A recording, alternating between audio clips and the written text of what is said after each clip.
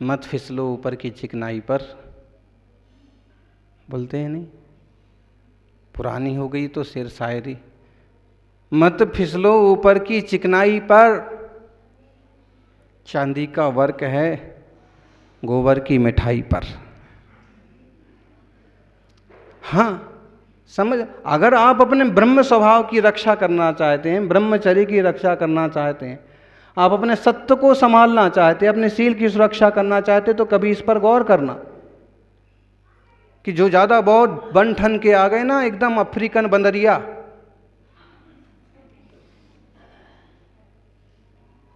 होता है। हमको मैसूर तरफ जब हमारा श्रवण बेलगोल के वापस आते हुए वहाँ जाना हुआ, श्रावक ने बहुत आग्रह किया कि महाराज जी बड़ा सारा जू है, जू चिड़ियाघर, तरह तरह की जीव जानवर हैं। आप शास्त्रों में तो बहुत पढ़ते हो पढ़ाते हो, लेकिन एक बार आप देख भी लो कितनी जाति के जीव होते हैं। पहचान का अधिकारी है और बिल्कुल बिना किसी के, एक बार आप ऐसे ही चलते फिरते घूम तो लो। दो ही साधु थे,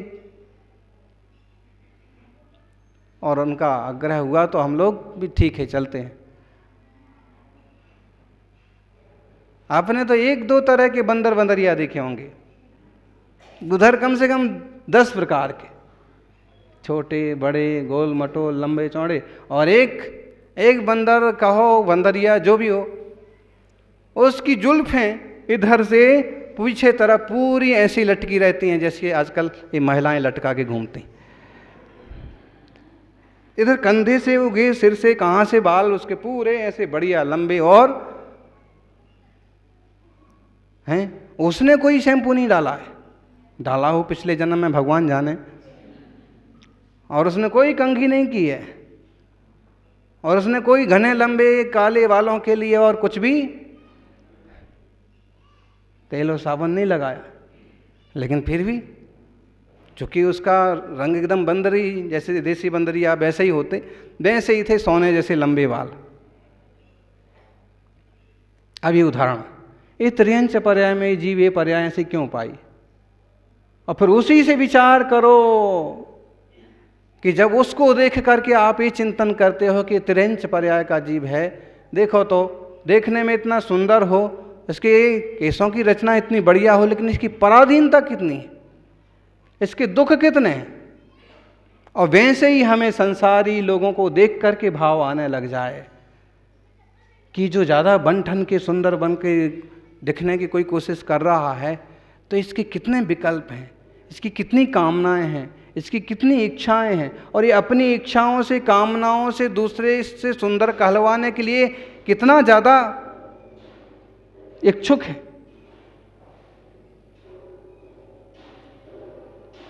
ये सब अब्रह्म भाव को निमंत्रण देना है।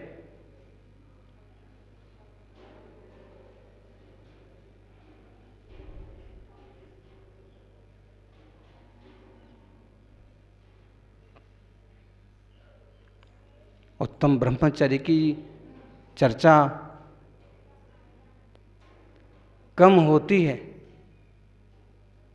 शील की चर्चा कम होती है। कई आधुनिक लोग जो है इस चर्चा को, इस वार्ता को, ब्रह्मचर्य को कुछ भी नहीं समझते हैं, मजाक करते हैं। जबकि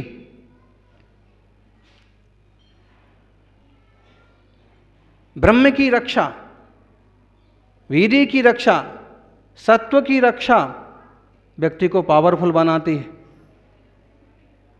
जितने सारे सक्सेसफुल देसी बड़े पहलवान हुए हैं, उनने एक सीमा तक इस व्रत की रक्षा की, और उनमें अनेक शुद्ध शाकाहारी ही रहे हैं, लेकिन बड़े से बड़े पहलवान को जीत जाते। कारण, अरे भाई देह में जो रस रुधिर वीर्य बनता है ना, इस वीर्य से ही आगे हड्डियों में मजबूती आती है, इसके बल पर ही सत्व की रचना होती है, इसके बल पर ही मगज की रचना होती है, इसके बल पर ही तेज की रचना होती है। और जिसने इसी धातु को बर्बाद कर दिया, 7 धातुओं के 7 बार रिफाइन होने के बाद इस शुद्ध सोना बोलो अपन, 16 बार तपने की बात। अब ये तो वस्तु देह में बनी और उसे किसी उन्माद में आके बेकारी चीजें देख के, गंदे फोटो देख करके, और उस धातु से पावर का निर्माण होना था, तेज, बुद्धि, सत्व, रोशनी।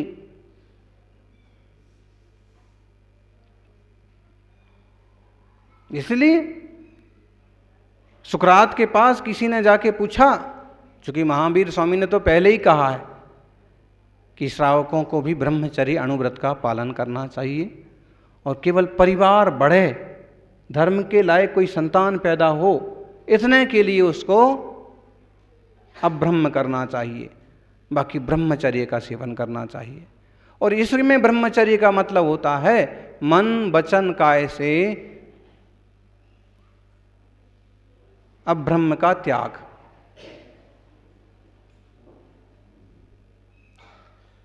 इतना। और इसको और आगे देखें, जो शुद्ध आध्यात्मिक दृष्टि है, तो स्वरूप में रमण, सचेतन में ही रहना, बाहर दृष्टि ही नहीं जाना, इसको कहते हैं ब्रह्मचर्य। सुकरात से पूछा,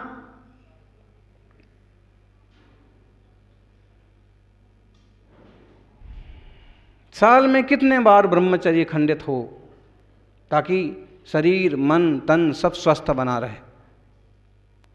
उसने कहा कि भाई साल में 1 बार बहुत हो गया, बाकी 366 में से 365 दिन का ब्रह्मचर्य पालो। उसने कहा कि ये तो गजब की बात हो गई।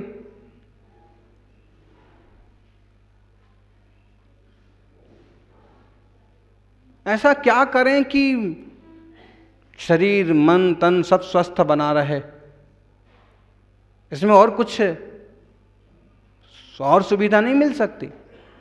तो उन्होंने कहा कि भाई कैसे भी तुम कायर हो तो भी महीने में 1 बार ही अब ब्रह्म का सेवन करना, उससे ज़्यादा नहीं, ये भी नहीं चलेगा। तो सप्ताह में 1 दिन, लेकिन बहुत जल्दी मृत्यु आ जाएगी, बुद्धि क्षीण हो जाएगी, शरीर क्षीण हो जाएगा। उसने कहा ये भी बहुत मुश्किल है, जब घरवाली है, शादी हुई है, तो काहे के लिए हुई है?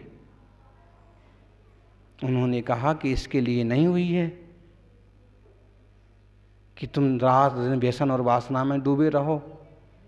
वो एक अच्छी संतति के लिए, एक धर्म संतति के लिए, एक प्रजा वृद्धि के लिए, इसके लिए हुई है ना, लेकिन हमसे तो नहीं रहा जाता।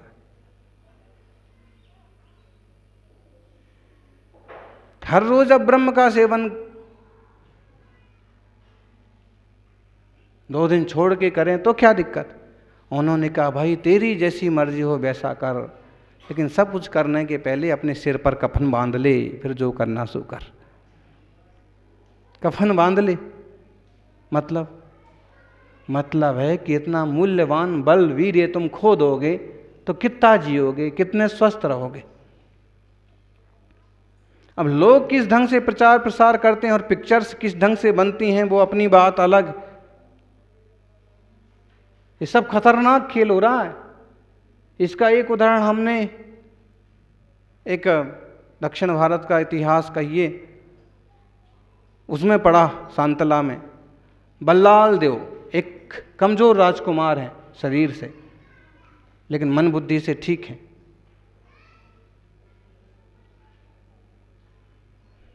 विवाह हो जाता है, वैद्य कहता है विवाह करें, लेकिन देह का उपभोग बार बार न करें वरना शरीर और क्षीण हो जाएगा।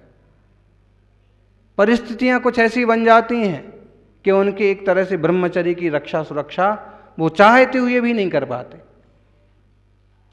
ये रानी वो रानी, इसके ताने उसके ताने, और परिणाम ये होता है कि छोटी उम्र में ही इन्हीं पछड़ों में उसका सारा शरीर बर्बाद हो जाता है। वैद्य आखिरी में भी यही कहता है कि मैंने जो कहा वो ठीक ढंग से निभाया नहीं गया, नहीं तो इतनी जल्दी इनका मरण नहीं होता। वो बात अलग है कि आयु पूरी होने से मरण होता है, लेकिन बात ये भी है कि शरीर को चलने लायक शक्तियां भी तो उसमें होना चाहिए हैं। गाड़ी सरकार 15 साल बाद घोषित करेगी कि खराब हो गई, लेकिन रोज रोज चलने के लायक उसमें डीजल पेट्रोल तो होना चाहिए ना। नहीं तो हाँ, वो हफ्ते भर में ही खराब हो सकती है। डीजल ही न डालो, पेट्रोल ही न डालो, खराब होएगी, रखी रहेगी, सड़ जाएगी। कुछ ऐसी गंभीर बातें हैं जिन्हें इशारों इशारों में भी समझना चाहिए। जिन सौभाग्यशाली जीवन ने ब्रह्मचर्य लिया है वो महान हैं।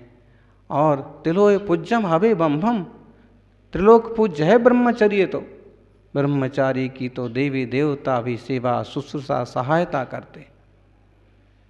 देवता आके भी तपस्वी सम्राट की आरती करते थे। आधी रात को ब्रह्म ध्यान में खड़े हैं और बिना किसी के सहयोग की आरती घूम रही है।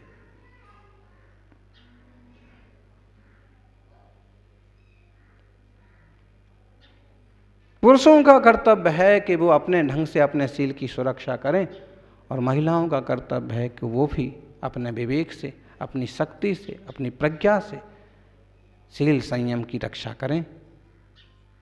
जिस चाहे की दोस्ती, जिस चाहे से मिलना है, ये गर्ल फ्रेंड, वो बॉय फ्रेंड, और ये देख लो कैसा खतरनाक खेल होता है। इतिहास में ये 4 लोग हमेशा के लिए अमर हो गए। समझ लो कि भाई तो विभीषण अमर हो गया, दाई तो मंथरा अमर हो गई, ऐसे कर्म किए।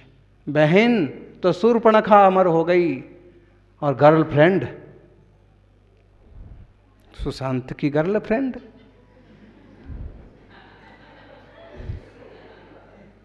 नाम तो सबको पता ही है, जो अभी तमाशा चल रहा है रिया चक्रवर्ती का, हैं?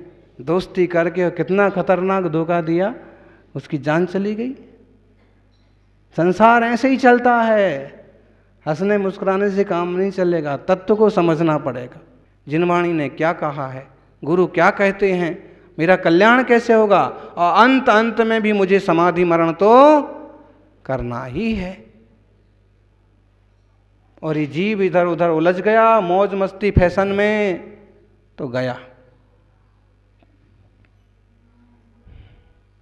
शील बाढ़ नो राख, ब्रह्म भाव अंतर लख, करी दोनों अभिलाख, करहूँ तपस्या देह सो। शील की 9 बाढ़ की रक्षा करो। शुरुआत होती है देखा देखी से,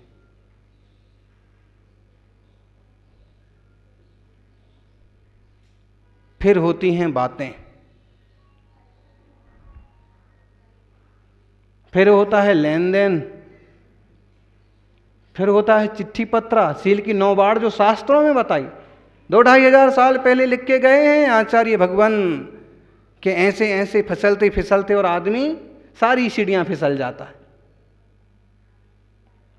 आप लोगों को हमारी बात पर अंदाज ना हो तो अनुभवी लोगों से पूछ लो, हैं? फिर चिट्ठी पत्रा होता है, फिर पास पास बैठना होता है, फिर प्राइवेट बातें होती हैं, फिर चाहत पैदा होती है, फिर तो अब तो चाहिए मम्मी पापा को मनाना चालू होता है। फिर क्या होता है उसके बाद?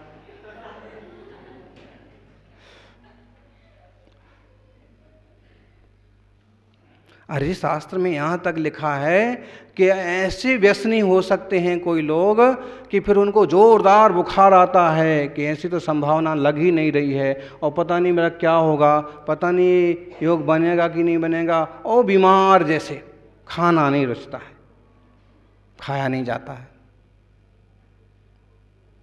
और वहाँ मूलाचार में कहा कि ऐसा खतरनाक हो सकता है कि मरना भी हो जाए, प्राण भी निकल जाएं, ऐसे दुर्भाव हो जाते हैं। शील की 9 बाढ़ की रक्षा करना, मन वचन काय कृत कार्यत अनुमोदना से परिणामों को संभालना, इससे नरभव की सफलता होगी। उत्तम ब्रह्मचर्य मन आनो, माता बहन सुता पहचानो। अभी तो ये तमाशा हो गया कि किसी को आप बहन जी बोल दो तो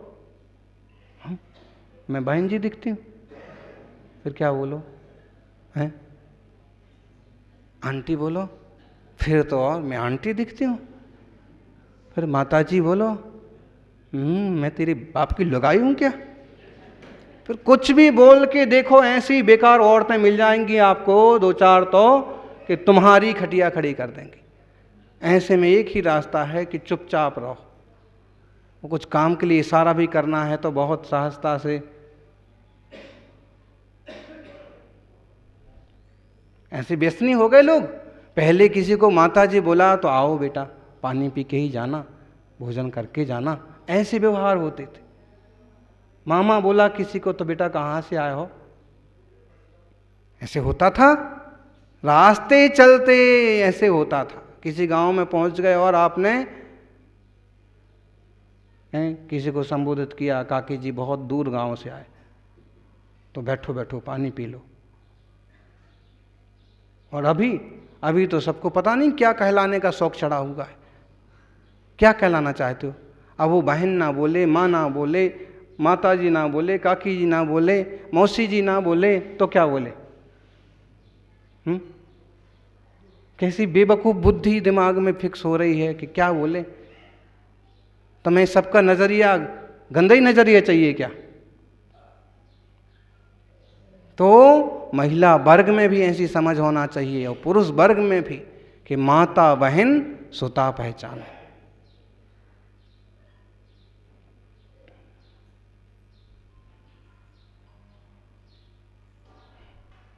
ढेर सारी उदाहरण हैं, लेकिन सेठ सुदर्शन का उदाहरण है, सीता का नीली चंदना का उदाहरण है,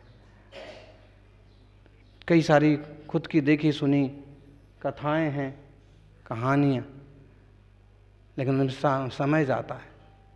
फिर भी अपन इतना ज़रूर समझें कि विवेकपूर्ण सम्यक दृष्टि वाला जीवन हो, जो जिम्मेदारी है उसे समझें और उसे पूरा करें, और बाकी एक दृष्टि करना मेरे आत्मा के अलावा मेरा कुछ भी नहीं है।